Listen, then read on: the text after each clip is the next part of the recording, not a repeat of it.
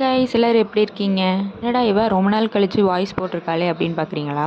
அது ஒன்றும் இல்லைங்க. எப்போவுமே சின்ன வீடியோவாக போடுவேன். இன்னைக்கு வந்து 2 நிமிஷத்துக்கு ஆயிடுச்சு. அதனால வந்து சாங் வைக்க முடியாது. ஸோ நானே வந்து பேசிடலாம் அப்படின்னு முடிவு பண்ணிட்டேன். இன்னைக்கு பார்த்தீங்கன்னா நான் டிஃப்ரெண்ட்டாக அத்தோ செஞ்சுருந்தேன் கைஸ். இதை நான் ஃபஸ்ட் டைம் திருச்சியில் தான் சாப்பிட்ருக்கேன். சூப்பராக இருக்கும். இது வந்து நார்மல் நூடுல்ஸ் மாதிரி இல்லாமல் டிஃப்ரெண்ட்டாகவும் டேஸ்டியாகவும் இருக்கும். ஃபஸ்ட்டு நூடுல்ஸை பாயில் பண்ணலான்னு கவரை பிரித்தேன். உள்ளே பார்த்தா நூடுல்ஸ் மசாலாலாம் கொடுத்துருக்காங்க கைஸ். திருப்பி அந்த கவருக்குள்ளேயே போட்டுட்டு நூடுல்ஸை பாயில் பண்ண போயிட்டேன். நூடுல்ஸ் பார்த்தீங்கன்னா ஆரஞ்சு கலரில் இருக்கும். அது எப்படி கொண்டு வராங்கன்னு எனக்கு தெரியல. அதனால் கொஞ்சம் மஞ்சத்தூள் போட்டு பார்த்தேன். பார்த்தா அது மஞ்சள் கலரில் ஆயிடுச்சு. ஒரு பவுலில் புளி ஊற வச்சுக்கோங்க. அப்புறம் ஒரு வெங்காயம் கட் பண்ணி அதையும் நல்லா ஸ்லைஸாக கட் பண்ணி போட்டுக்கோங்க. ஒரு முழு பூண்டு ஃபுல்லாக எடுத்து அதையும் சின்ன சின்னதாக கட் பண்ணி வச்சுக்கோங்க. அதுக்கப்புறமா கேபேஜ் 1 பவுலும் கேரட் 1 பவுலும் ஸ்லைஸ் பண்ணி வச்சுக்கோங்க. இது கொஞ்சம் பிக் ப்ராசஸ் தான், ஆனால் சூப்பராக இருக்கும் டேஸ்ட். அப்புறம் சூடான பேனில் வேர்க்கடலை போட்டு நல்லா வறுத்துக்கோங்க. நல்லா சூடானதுக்கப்புறமா தோலெல்லாம் உரித்து வச்சுக்கோங்க.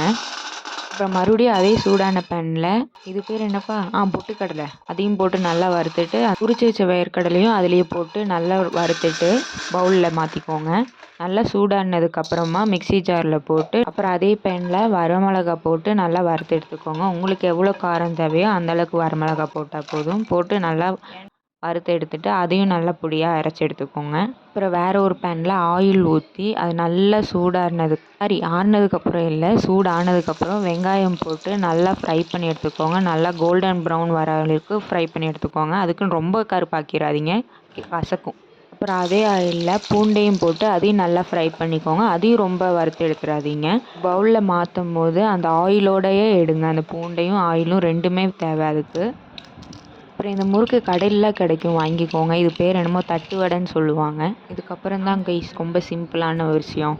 எல்லாத்தையும் அதுக்குள்ளே போட்டு மிக்ஸ் பண்ணிடுங்க. நூடுல்ஸு, கேபேஜு, கேரட்டு, ஃப்ரை பண்ண ஆனியன், அந்த தட்டு வடை, இதெல்லாம் வறுத்து அரைச்சி பொடிச்சு கட் பண்ணி வச்சுருந்தோமோ எல்லாத்தையுமே போட்டு எல்லாம் மிக்ஸ் பண்ணி எடுத்துக்கணும் கைஸ். கையை வச்சு சாப்பாடு எப்படி பிசைவீங்க அந்த மாதிரி நல்லா பிசையணும். எல்லாமே அது கூட மிக்ஸ் ஆகணும்.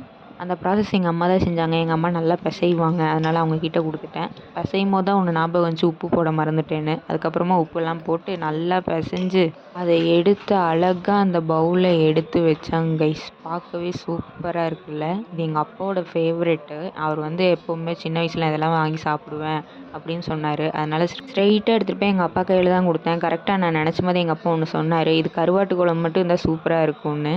இதுக்கான ஸ்பெஷலே அந்த கருவாட்டு குழம்பு தான் கைஸ். பட் அதை எனக்கு எப்படி செய்யணும்னு தெரியாது. அதனால் இதோட முடிச்சிட்டேன் கைஸ். அப்படியாக இன்றைக்கான நாளை முடிச்சிட்டேன். மீண்டும் நாளை சந்திப்போம். பாய்.